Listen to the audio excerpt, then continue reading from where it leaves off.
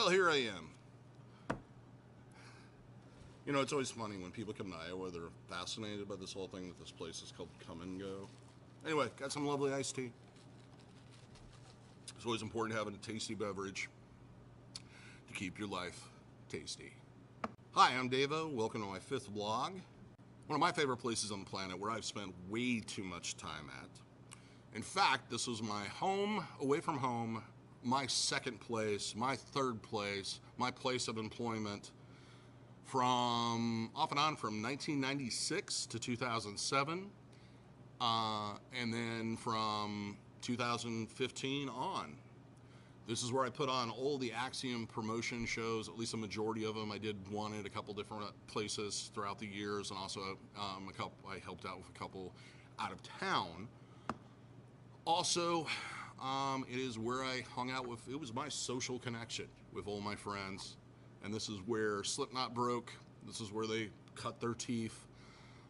Stone Sour played here a lot, and a bunch of other bands that you possibly never heard of. And also some huge national acts over the years that I had the pleasure of working with and bringing here. I thought I was completely done with the place. Basically, the history of this place is that it was originally it was called Beggs, then it was Dogtown, then it was Safari. When it was Safari, it kind of turned into a reggae club, which featured live music and kind of more on the hippie jam kind of side. Then it became, Sean Cran bought it. Well, first, we kind of overtook the place and turned it into a rock and roll club. As I always explain to people, one of the reasons why I was here every night, no matter what was playing, is everybody I knew worked here. My two best friends in the world, Lanny and Paul Gray, Lanny McClary and Paul Gray, both got jobs here. So the people I usually hung out with on the weekend were working here. So if I wanted to see them and hang out, I had to come here. So against this bar, I have done many Guinnesses, many car bums with those guys and a few other select individuals. Anyway, so Sean Cran bought it in February of 1996 or 1997. He owned it until, I believe, November of 97, and then a guy named Jake bought it, and then he turned it into what we refer to as Club Beige. The reason being is he came through and painted everything beige in an attempt to try to draw Drake students down here for some reason. He lasted until, I believe, late 98, early 99, when it was purchased by the guys that had owned Harry Mary's downtown, Jeff, John, and their new partner, Fathead, Bradley Smith, and it was turned into Harry Mary's at that point and continued on until July 5th, 2007. And then it became a local developer, businessman bought it and turned it into a college bar / meat market, and it continued like that for a good 8 years. Only open occasionally. Originally when they bought it, they claimed they were going to do live music, and then they never did, and they wouldn't even let the people that used to hang out in here, and it was kind of a lot of hatred was born out of that. Then in 2015, two people, Ann and Eric, bought the place, spent a buttload of money remodeling and turning it back into a live venue, and they've been running it ever since. Shortly after that, about 8 months later, they hired me as a talent buyer, and I've been working here ever since. And what a talent buyer does is he does what a promoter does, but his pay comes directly from the venue. So the venue backs everything. I'm not putting in my own money a lot of. Sometimes I do if it's something I think is important. I can't convince them to spend the money. But a majority of it is I work in-house doing what a promoter would do, which includes booking the bands, scheduling the bands, and doing all of the show running at times, setting the itineraries, paying the bands, and figuring out exactly, I'm doing all the negotiation. Also, I work with independent promoters, so I'm also setting up deals with them, and negotiating deals, and etc. And I do that. It's kind of about 50-50 between me and Eric. So, here's the tour of the place. I'm going to try to cover some of the highlights. I could probably spend 2 hours talking about this place if you really let me, but enjoy it. And then at the end, We're going to have a little bit of And music. today I'm hanging out in one of the places that I've spent a lot of time in over the years. It is located at 2307 University. It's been known by many names, including the Doghouse, Bags, and then Safari Nightclub, Harry Mary's, and now Lefty's Live Music. From the spring of 1996 until 2007, pretty much every weekend, every social event, every person I know hung out here to see the music and to see your friends. So I thought it'd be interesting to kind of go through a little bit of a history of the place and show you around and how it's changed over the years. When we first came down here, this place was called Safari Nightclub, and it was owned by a guy named Tony Trinnell, who had turned it into kind of a reggae nightclub. Before that, it had been kind of just a neighborhood bar, so to speak, that did live music occasionally. And he's one of the people that kind of introduced live music to Des Moines, at least original content. Did a lot of reggae bands, a lot of kind of hippie stuff, until we came along. We might as well start at the front. The reason why there's a Paul Gray photo there is because Paul worked door here from 1996 until they went out on tour in 1998 for the Ozfest. Some people might know Paul because of his fame in Fortunes and Slipknot. He was a good friend, a band member to me, a partner in crime, and just about everything else. Sadly, we lost him, and there's not a day that goes by I don't miss. But he used to sit right here every night trying to get people to pay to get in. He got his job here by basically throwing someone out that door. Back then it was a solid door. He pushed him so hard, the guy ended up halfway in the street just past that U-Haul trail you see there. When it was first Safari Nightclub, there was an area right here that was kind of like a coat check area originally, I think, and then it turned into the place where they did storage. So it was kind of a wooden area. These were completely blocked out. There was no windows in the front. The old walk-in used to be over here, and but the bar is pretty much the same. I mean, the facade has changed quite a bit, but I think it's in the exact same location it's always been in. And it's a long bar, and always has been a long bar. I remember when it was Safari,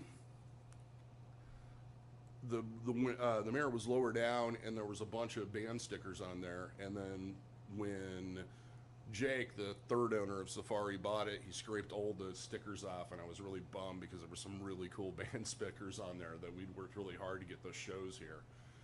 Then we come across here to now this area, which has been totally enclosed. This used to be kind of a seating area, and it has been completely covered up.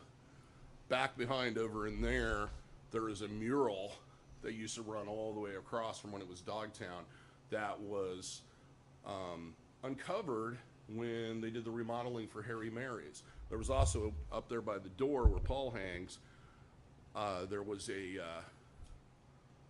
7-Up old advertisement that had been on this side of the building during that period of time. This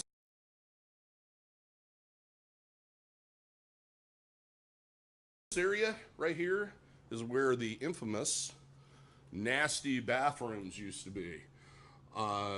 Believe it or not, they were cleaned on a regular basis because I watched them do it, but they did not smell good. And if you can imagine, there was a men's restroom here in this space and also a woman's restroom. So it was pretty cramped. I'll try to post, I have a couple photos of the inside of the men's restroom. I'll try to post them at some point, or maybe I'll insert them in this part of the video.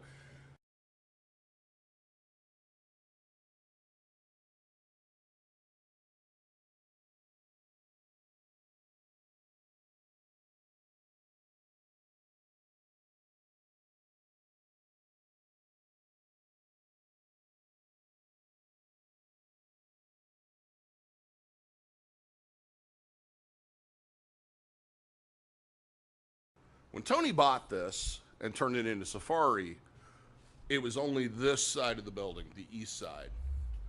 And he is the one that expanded into the west building. Now, I can't remember if the entrance was this large one or if it was the small one by the door that was originally open. I'm always confused about that, and for some reason I want to say it was this one. Anyway, so we'll walk through here. Probably one of the biggest changes to the outside structure of the building is this wall right here where all the windows are. Originally, that wall ran diagonal and was completely blocked off. There was, in fact, the power board was outside the building. There were a number of times, I guess, when Tony owned it, where somebody would get kicked out and they would run outside and shut all the power down, and he would tell stories about that. But it ran diagonally, and this is where the original stage was, basically coming out to, I believe, about right there. And that's where bands like, well, Slipknot played their second show on until the new stage was built in May of 1997. So DRI played on the stage, Blunt Glue Gun, I believe the US Bombs did one show on this stage. A lot of the early punk shows that we did, Boris the Sprinkler at the Drive-In played on this stage. When Sean decided that he needed to remodel this side, and the funny thing about it, before I forget, is there used to be these track lights that would hang down from up there. They were just plain old stuff you'd buy for a basement. They didn't really light anything. And when you'd play, the drop ceiling, which I think was about level with that second tier of windows up there, it would just flake off bits and pieces and dust and debris the whole time. And back then, the sound booth was set up in this general area with a women's restroom behind it, and then this area back in here was kind of like another seating area with a pool table and etc. And I'll get to that here in a second. One of the things Lefty's has gotten to be known for is our murals of various different artists that the owners and everyone else kind of considers some of the greats. We get a lot of comments on them, except people always kind of are confused by who exactly it is. For example, this is Tom Waits. For some reason, we've had about 8 different people come up with different names for that person. And then, of course, we got Madonna and all these guys, Johnny Cash, and there's Lefty, the dog the bar's named after. Smashmo, Hendrix kind of got stuck behind the speaker column over there, and then Bowie, Patti Smith, and Iggy Pop. The funny thing about it is everybody thinks that that Iggy Pop is Johnny Rotten, and for some reason that Patti Smith is Joey Ramone. Don't get it. And then this is a tribute for Jimmy, who was a big part of this place, was a big part of House of Bricks, and was a big part of the Des Moines music scene for a long time, and we lost him last year. Anyway, so back to the history lesson. So basically, when Sean took this over, almost everything in this building was covered over with wood paneling. It was pretty nasty. What he did was he basically ripped apart all the drop ceilings, which the roof leaked at the time, and tore off all the wood paneling on the side and built a complete shell all the way around it out of press board. And then built a new stage. One more thing is there used to be a production office back in this corner, and I think it survived through to the Harry Mary's days. I'll never forget the night that Sean finally finished, moved all his stuff in here, his new computer, all his filing cabinets, everything else, and it rained that night, and it just poured down rain into that place, into his office. Anyway, so, to this side. Basically what this was just a floor of bits and pieces of plywood and carpet over it. Red carpeting, if I remember correctly. There was a pool table back here and a bathroom and a few other things, as I said earlier, and then a bunch of benches that were kind of like, I don't know, like booths out of a Wendy's maybe. When the architect that Sean hired to revamp this side in 1996 came in, he jumped up and down on the floor and just waved his hands and said, "Closed!" So Sean's solution was to do away with the basement. Now, there's a lot of rumors about the basement. There's all these rumors that there's dead bodies down there. I don't know if it's true or not. I never completely went down there. But supposedly, you would go down this ladder, and there were like 3 or 4 mounds on one side of it that were covered in lime. So it's always been kind of an ongoing thing about it. That, and that the place was haunted because of it. So what Sean did to solve the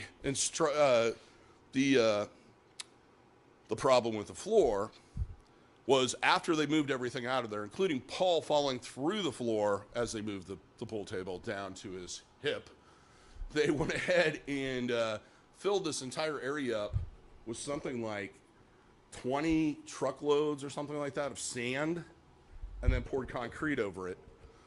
When they built the stage, the original stage, it was further back, and that was finished May of 1997.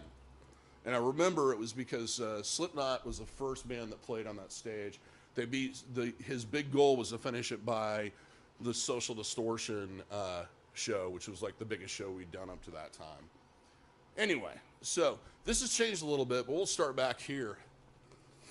There's the door to the green room, which used to be the back of the stage, but I wanted to show you guys this wall. Basically what this is what they were able to salvage, because there was a ton of water damage, of the old green room wall.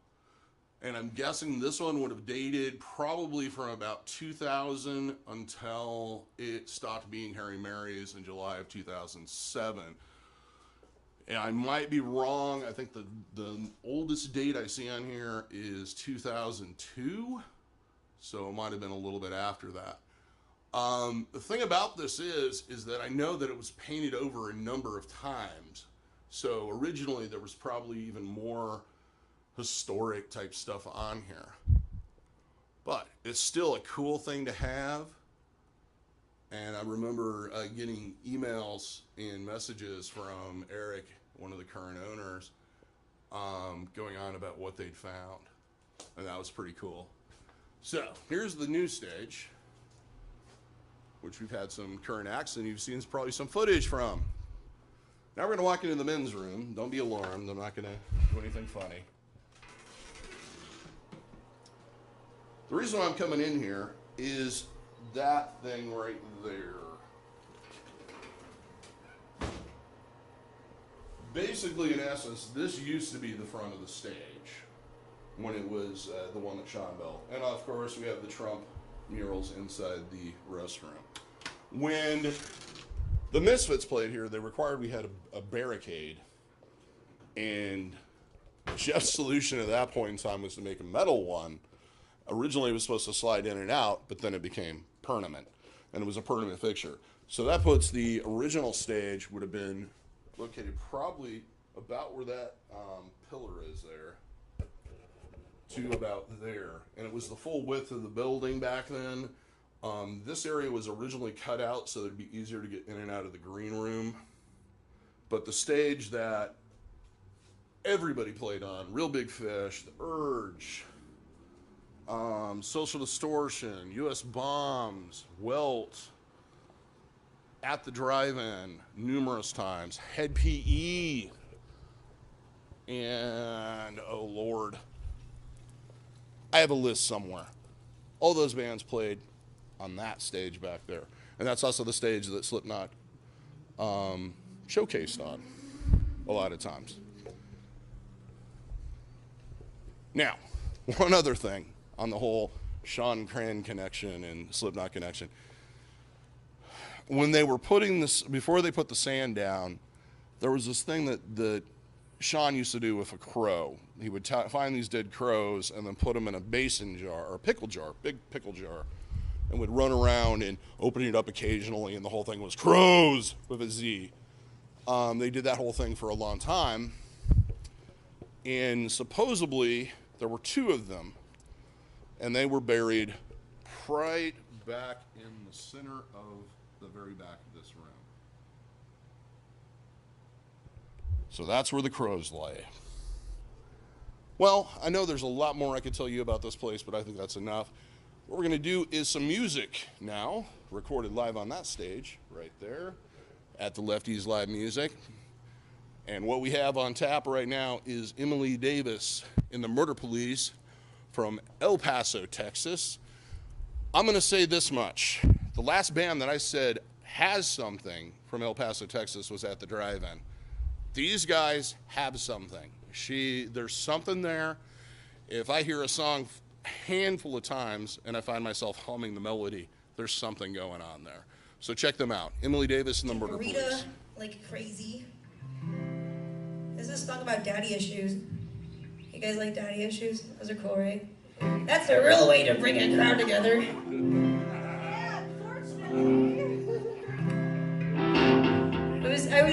We've recently been telling crowds, like, we've got like 3 genres of songs. I write songs about sex, space, and death. So maybe the next album will be called Sexy Space Death. But the 4th category, which is close to home, is about daddy issues. Doesn't really fit in with the album title, so we'll just put that in parentheses, I guess. You have this vision of untouchable tradition, where things are as they are through impeccable design, where grand institutions are more than just illusions. You've idealized, believing that they reflect the divine. Oh, I'm gonna let you down again. I'm gonna lengthen this divide. I'm gonna let you down again. Not a malice in my wavering stride. I can't change your mind. You will not change mine.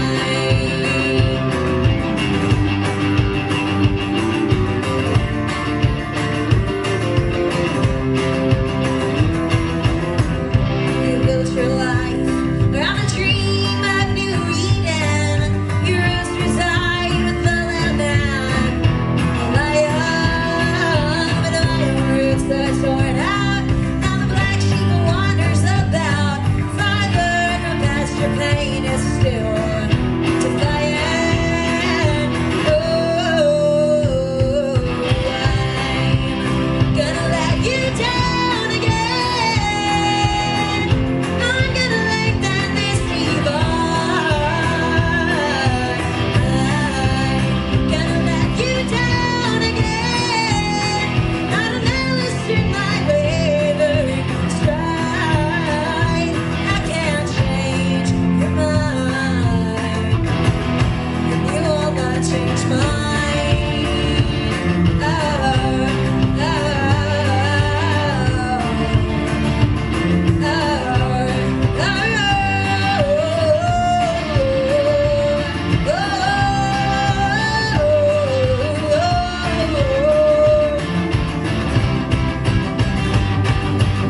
I'm gonna let you down again.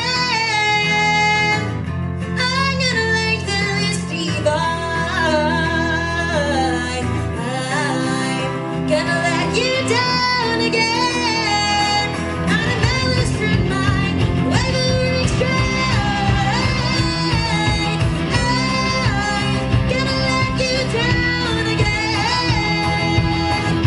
I'm gonna lengthen this divide. I'm gonna let you down again. Not a malice in my wavering stride. I can't change your mind, and you will not change your mind.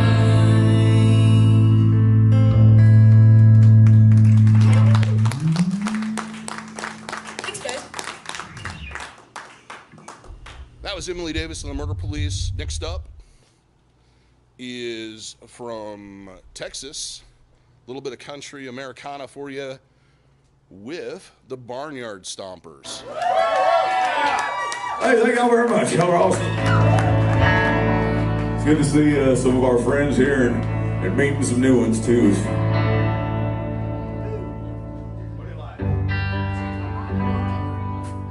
Kind of started dark there. I went out to all the sinners in the room. I had to do a song now on the lighter side. This is a song about the fastest talker in the land. It's called The Auctioneer Song. Hey, but all right, sir, big there, what are they gonna get for? I'm a $600 down here, now 10 and now 25 and now 35 and now 50 now 50, what they give me 69, 35, 35 and 85, $100 to buy there. There was a boy in Arkansas who wouldn't listen to his mom when she told him he should go to school. He'd slip away in the afternoon, take a little walk.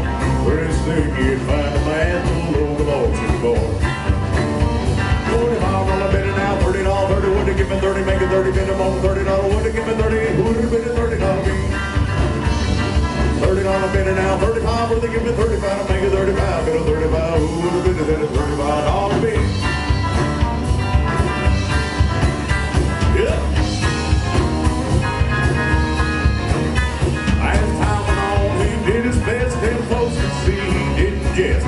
Practice calling bids both night and day.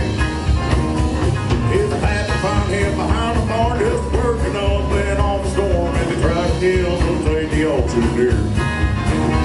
$35 bid it down to $40, 40, would they give me 40, make it 40, bid him on $40, would they give me 40, who would have bid a $40 be? $40 bid it down to 45, would they give me 45, make it 45, bid a 45, who would have bid it down to $45 be?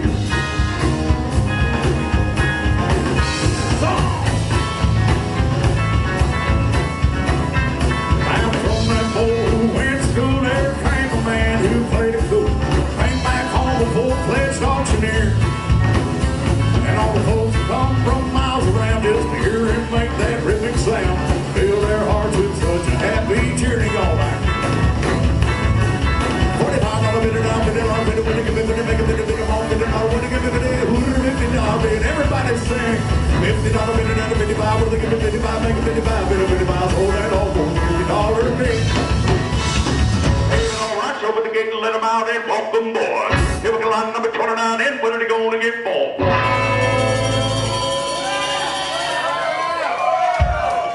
Oh, Butch's got this big old... That was the Barnyard Stompers from San Antonio, Texas.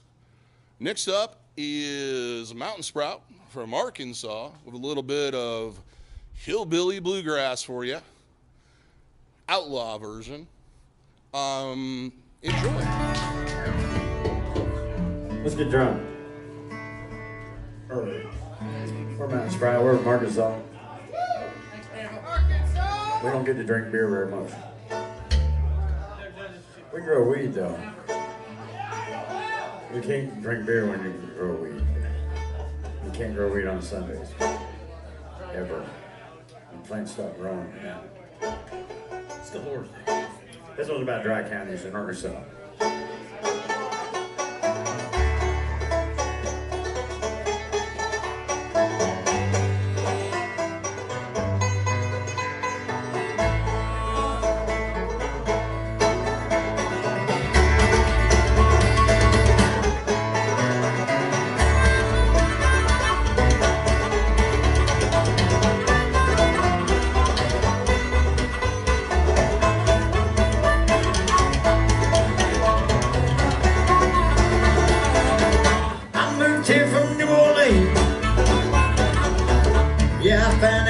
To me, I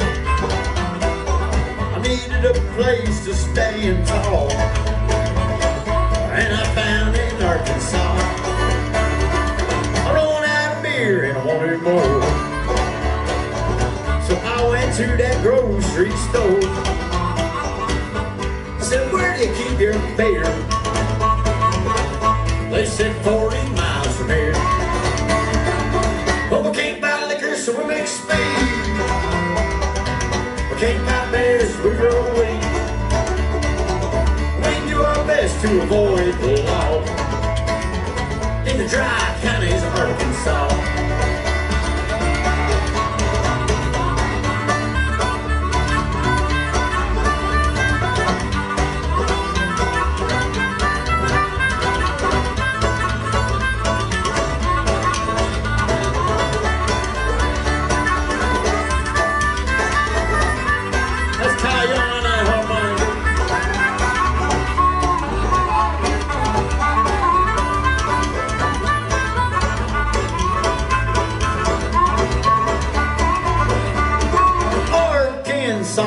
natural state. Hey, we got rivers, we got lakes. It's so beautiful to be there. Come and visit, bring some beer. We can't buy liquor, so we make speed. We can't buy beer, so we grow weed. We do our best to avoid the law in the dry counties, Arkansas.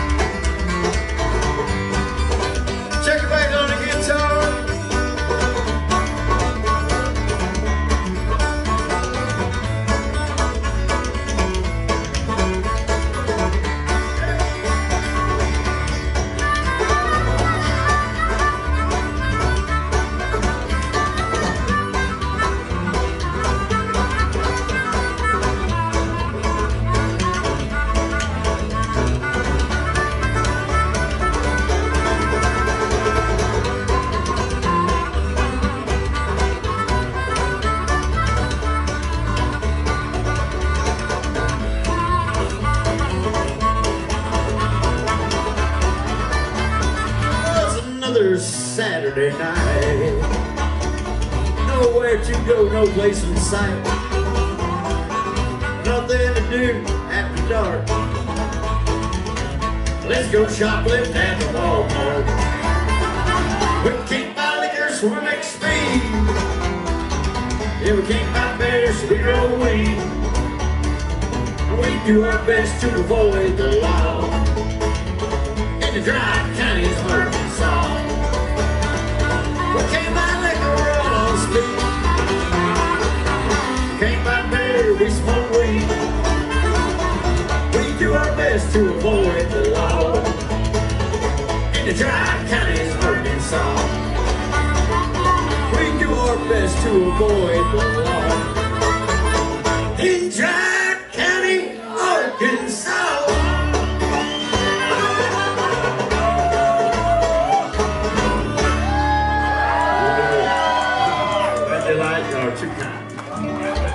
So that's how it still is down there.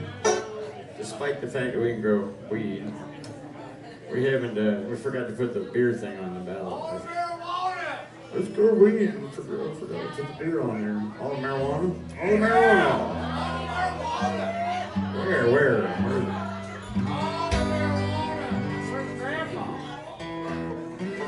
That was Mountain Sprout. That's the end of the vlog. Hope you enjoyed it. If you'd like to see more, subscribe by pushing up here somewhere. If you might want to check out the playlist down here. Also, if you want to see more footage of bands from the Lefties, you might want to click on the Lefties Live at Lefties playlist. I usually post most of the bands that I'm interested in or have the time to film in there.